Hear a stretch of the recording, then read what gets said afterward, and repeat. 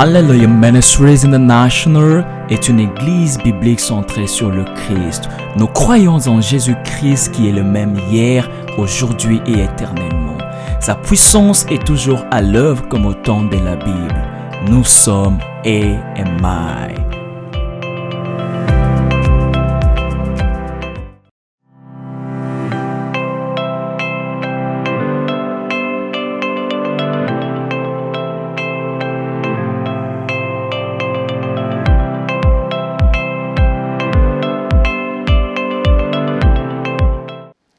Numbers 11, Nombre 11, 18. verset 18. Tu diras au peuple, sanctifiez-vous pour demain, et vous mangerez de la viande.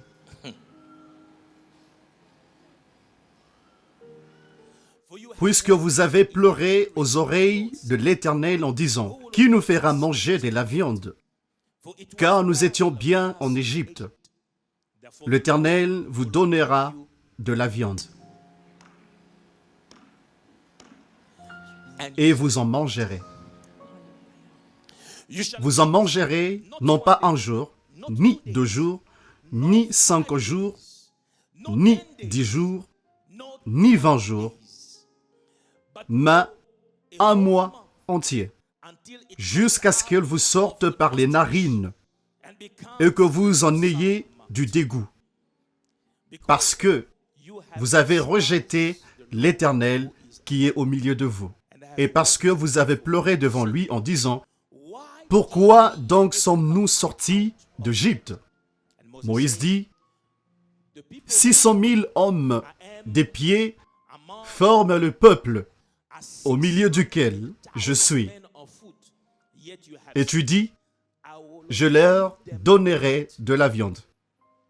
Et ils en mangeront un mois entier. Égorgera-t-on pour eux des brebis et des bœufs, en sorte qu'ils en aient assez? Ou rassemblera-t-on pour eux tous les poissons de la mer, en sorte qu'ils en aient assez? L'Éternel dit à Moïse, la main de l'Éternel serait-elle trop courte? Tu verras maintenant si ce que je t'ai dit arrivera ou non.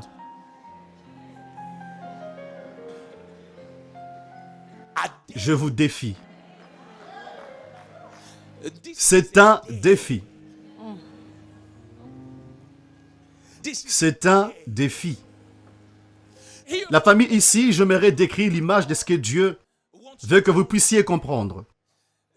Ceci est l'histoire de la sortie des enfants d'Israël du pays d'Égypte vers le désert. La relation avec Dieu. La Bible commence par parler de leur murmure. Et parce qu'ils avaient murmuré, exprimant le manque de foi envers Dieu, la Bible dit, cela déplut à Dieu. Et ils furent punis pour cela. La Bible dit que Moïse pria l'Éternel et cela arrêta et il appela le lieu Tabéra. Dieu par conséquent se déplaça comme Moïse, l'intercesseur, qui s'est mis entre Dieu et son peuple et pria l'Éternel pour son peuple, disant, ce peuple t'appartient. Considère-les comme ton peuple. Ne me laisse pas porter cette charge à moi seul, car ce n'est pas mon peuple. La charge est très lourde pour moi, je ne peux pas la porter.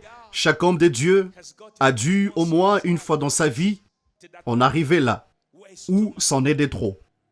Et vous avez besoin de Dieu maintenant ou vous allez abandonner demain. Alors il est dit, Dieu entendit cela et Dieu dit, je descendrai. Voici maintenant ce que je ferai. Parce qu'ils ont osé douter de moi. Je veux leur montrer de quoi je suis capable. Mon Dieu n'est pas un Dieu faible. Je prêche à travers le monde. Je ne sers pas un Dieu mort. Je ne sers pas un Dieu qui a besoin d'être réparé. Je ne sers pas un Dieu qui a besoin d'amélioration. Je ne sers pas un Dieu qui a besoin d'une mise à niveau. Il est fort et puissant. Il dit parce que ce peuple à douter de moi. Je leur montrerai. Ce monde a tourné le dos à Dieu. Ce monde a choisi les choses dont Dieu est capable de faire et les choses dont Dieu n'est pas capable de faire.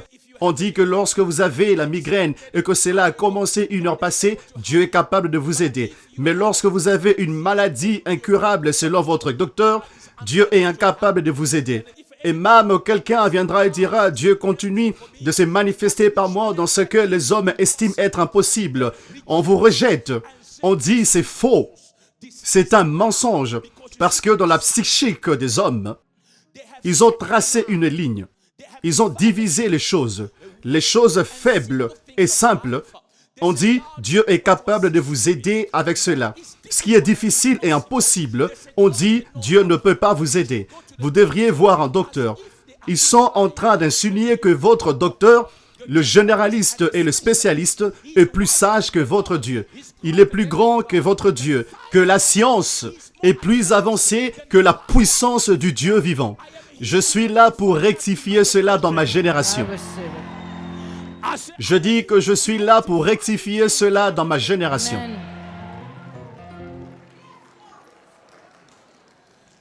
Il dit, parce qu'ils ont douté que je suis capable de leur soutenir, ils se sont retournés pour regarder vers l'Égypte et contemplant la vie qu'ils avaient hier et dire c'était mieux pour nous de rester là-bas que d'être ici, dans le plan de Dieu. Je vais leur montrer ce dont je suis capable. Si votre Dieu est faible, venez essayer le mien. J'ai dit si votre Dieu est faible, est mort, venez et essayez le mien. Je me tiens devant l'hôtel d'Alleluia Ministries International à Johannesburg, en Afrique du Sud, en ce dimanche de foi annonçant au monde que Jésus-Christ est le même hier, aujourd'hui et éternellement. Ce qu'il a fait hier, il est capable de le faire aujourd'hui. Le miracle de quelqu'un va se produire maintenant. Je ne sais pas à qui je suis en train de m'adresser, mais si c'est à vous que je m'adresse, donnez à Jésus les louanges les plus fortes que vous avez. Gloire à Jésus. Prenez place, s'il vous plaît. Il dit, parce qu'ils ont douté de moi, voici ce que je ferai. Je veux que tu ailles parler au peuple. Dieu s'adresse maintenant à Moïse. Dieu est en train d'avoir une conversation avec Moïse. Dieu est en train de parler à un Moïse oint, un Moïse nommé, pas un Moïse improvisé. Un Moïse improvisé ne peut pas l'écouter. Un Moïse improvisé serait choqué autant que vous êtes choqué. Parce que, voyez-vous, il est défié comme vous, vous êtes défié. Mais Dieu s'adresse à celui qui l'a tiré des eaux. C'est lui qui l'a rencontré au buisson ardent. C'est lui à qui il a dit, si il te demande qui t'a envoyé, dis-leur, c'est lui qui s'appelle Je suis m'a envoyé.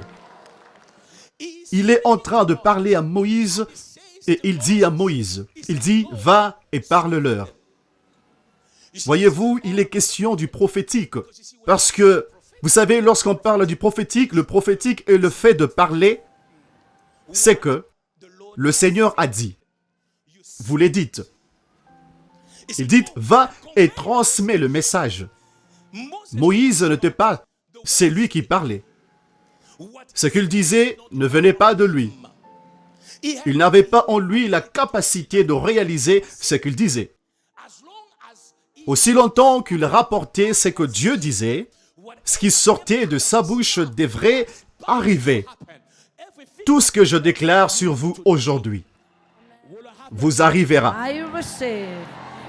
Je dis, cela vous arrivera. Que cela plaise au diable ou pas, je dis, cela vous arrivera.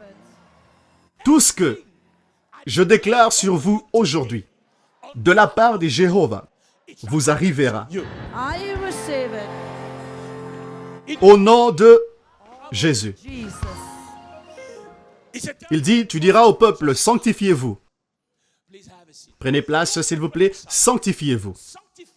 Consacrez-vous, éloignez-vous de toutes sortes de distractions. Alignez-vous. Voyez-vous, beaucoup d'entre nous passent à côté de leurs miracles. C'est parce que nous sommes trop plongés dans les choses sales de la vie. Vous devez apprendre à vous détacher de certaines choses. Vous ne venez pas ici pour vous asseoir sur cette place. Cette place ne peut pas être votre facteur décisif de tous les jours. Parce que quelqu'un vous a dit, vous ne pouvez pas vous asseoir ici, votre journée est gâchée. Sanctifiez-vous. Détachez-vous. Éloignez-vous. Vous devez être objectif et motivé. Qu'est-ce qui m'a amené ici? Pourquoi suis-je ici? Suis-je ici pour avoir un bon stationnement? Suis-je ici pour que quelqu'un me salue de la main? La famille, il y a des gens que vous devez ignorer. Vous leur donnez beaucoup trop d'importance dans votre vie. Que cette personne vous sourie bien ou mal, cela ne devrait pas changer le fait que vous êtes venu recevoir dans la foi de la part de Jésus-Christ. Parce que vous devez savoir que lorsque le diable veut vous faire perdre les pédales, il va utiliser des gens. Certaines personnes vous regarderont de haut en bas et vous vous demandez, mais qu'est-ce qui ne va pas avec moi? Est-ce que vous me comprenez? Consacrez-vous. Regardez la personne à côté de vous et dites, je ne suis pas ici pour vous. Quoique je loue Dieu pour vous, mais je ne suis pas ici pour vous. Bien que je loue Dieu pour vous, lorsque je vous regarde, je remercie Dieu pour votre maquillage. Vous aviez mélangé le bleu, le jaune et le bleu en haut et ainsi de suite. Je remercie Dieu pour cela, mais vous devez comprendre que je ne suis pas ici pour vous.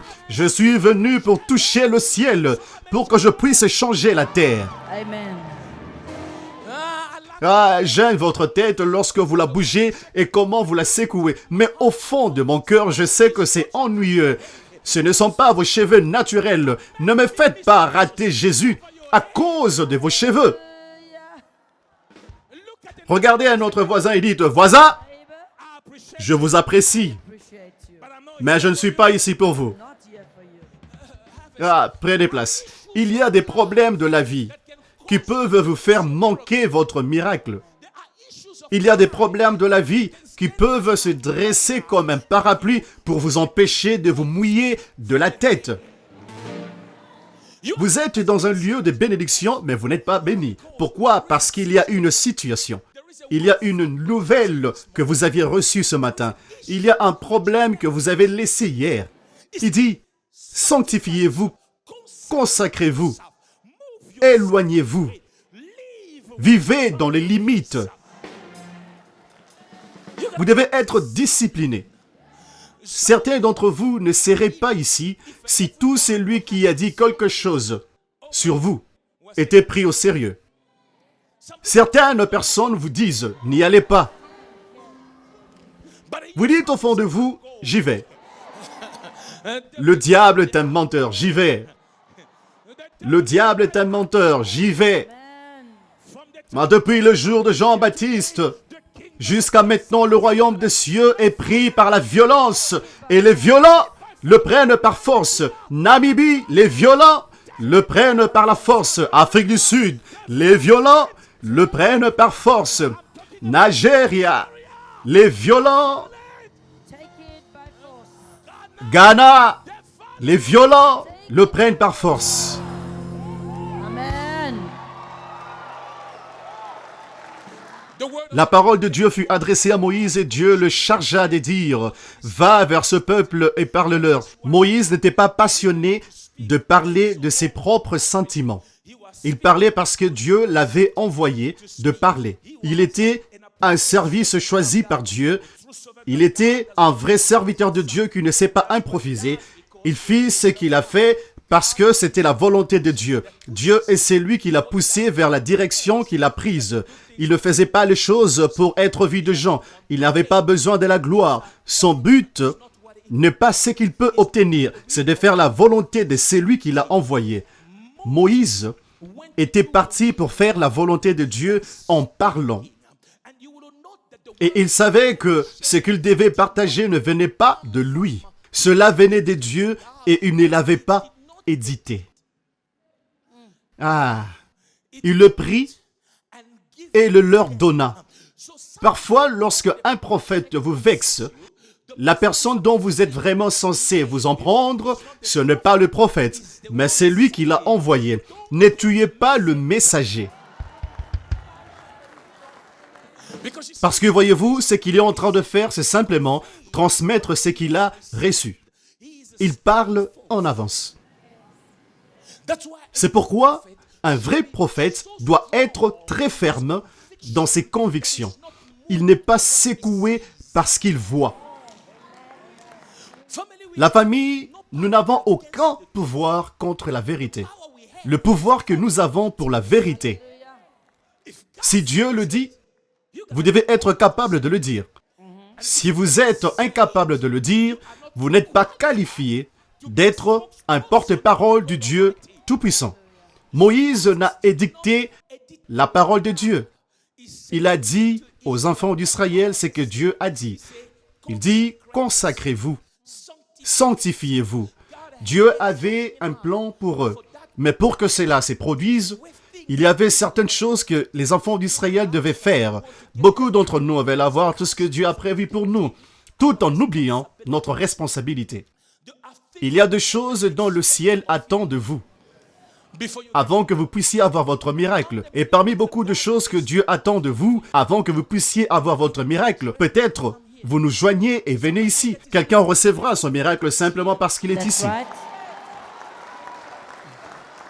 Il y a des choses que vous devez faire afin d'avoir votre miracle. Écoutez-moi, si vous êtes assis et vous ne faites rien, il est fort probable que vous partiez d'ici avec rien. Je suis comme la femme qui avait la perte du sang, qui s'est dit en elle-même, « Si seulement je pouvais toucher le bout de son vêtement, je serais guéri. » Je me tiens comme un des 4 lépreux qui a dit, « Pourquoi sommes-nous assis ici jusqu'à ce que nous mourions? Je dois faire quelque chose. Cette situation ne peut pas continuer comme ça. Ce démon ne peut pas avoir sa main sur moi. Trop, c'est trop. » Veuillez vous asseoir.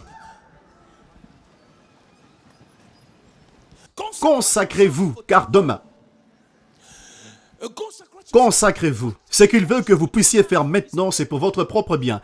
Dieu ne vous demande pas de faire des choses qui joueront en votre défaveur. Il vous aime tellement que même pour les choses pour lesquelles vous pensez être difficiles à faire, c'est pour votre propre bien. Chaque commandement de Dieu, la parole que vous recevez, l'instruction de Dieu, ont été tous conçus par Dieu pour vous aider dans beaucoup de choses, d'être tout ce dont il vous a appelé à être. Il dit, la raison pour laquelle je veux que vous puissiez vous consacrer, ce n'est pas parce que je veux vous punir, mais c'est parce que je veux que demain, vous puissiez manger. Demain, je veux que vous puissiez recevoir. Il dit, consacrez-vous pour demain. Et vous mangerez de la viande. Puisque vous avez pleuré aux oreilles de l'Éternel en disant, « Qui nous fera manger de la viande? Puis-je lever ma main comme un prophète sur votre vie et vous annoncer ce que le diable ne peut pas révoquer? » Je pose la question. Puis-je me lever comme un prophète de votre vie et vous annoncer ce que le diable ne peut pas révoquer? Demain, vous mangerez. Et écoutez-moi, si vous vous sanctifiez aujourd'hui, demain, vous mangerez. Demain, vous recevrez. Demain, vous témoignerez. Demain, vous glorifierez Dieu.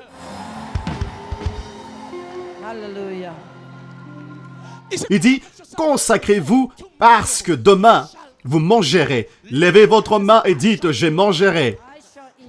Je vis les fils et les filles de Dieu mourir de faim tout au long de l'année. Et vous regardez en arrière et vous vous dites, oh Dieu, est-ce que j'arriverai dans un endroit où je pourrai aussi témoigner? Mais soulageras-tu de ma peine? Seigneur, c'en est de trop. Seigneur, je n'en peux plus. Oh Dieu, Dieu, Dieu, viens, descends. Écoutez-moi, je me tiens ici comme une bouche autorisée de Dieu. J'ordonne et je déclare sur votre vie. Demain, à cette heure, vous témoignerez les merveilles de Dieu.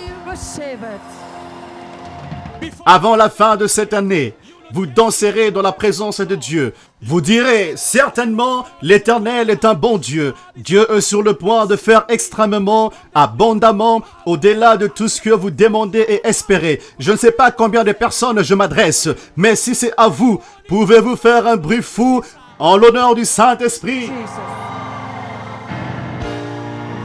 We receive. Demain, vous mangerez. I receive. Et il dit, non seulement vous mangerez les bonnes choses dont vous aviez vraiment désiré. Vous mangerez de la viande. Dieu est sur le point de vous donner de la viande. Avant, vous aviez goûté le lait. Vous aviez été soutenu par le lait. Mais maintenant, Dieu dit, je vous donnerai de la viande. Quelque chose de grand est sur le point d'arriver à quelqu'un ici.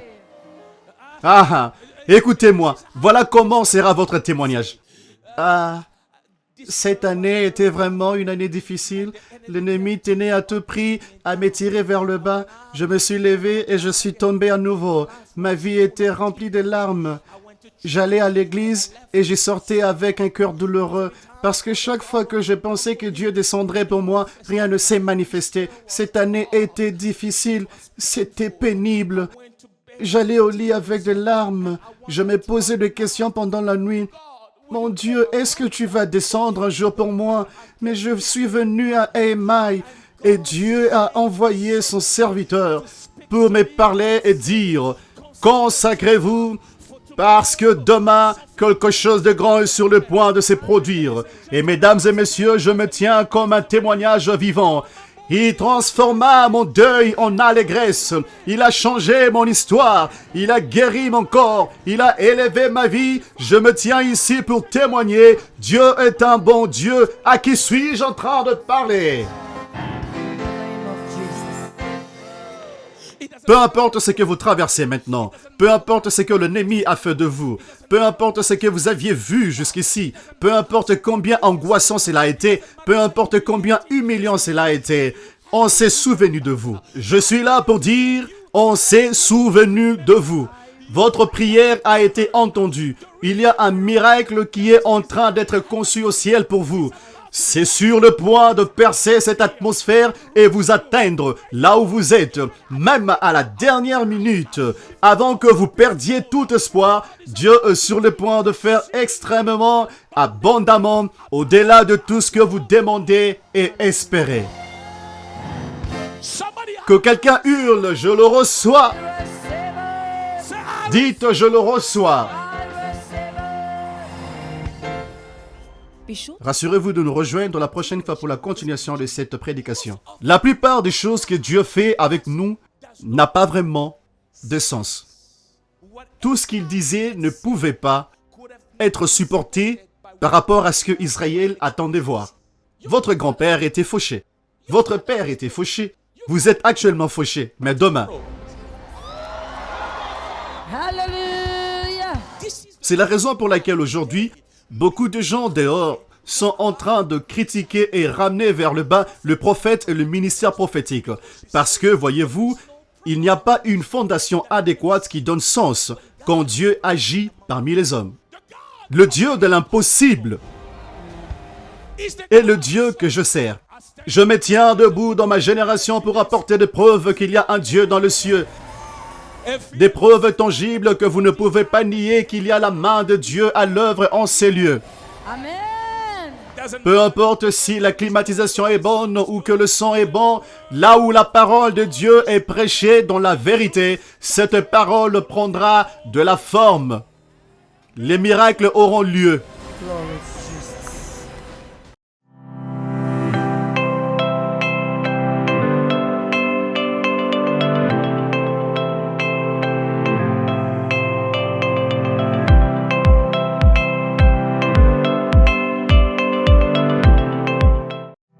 Hallelujah Ministries International est une église biblique centrée sur le Christ. Nous croyons en Jésus-Christ qui est le même hier, aujourd'hui et éternellement. Sa puissance est toujours à l'œuvre comme au temps de la Bible. Nous sommes AMI.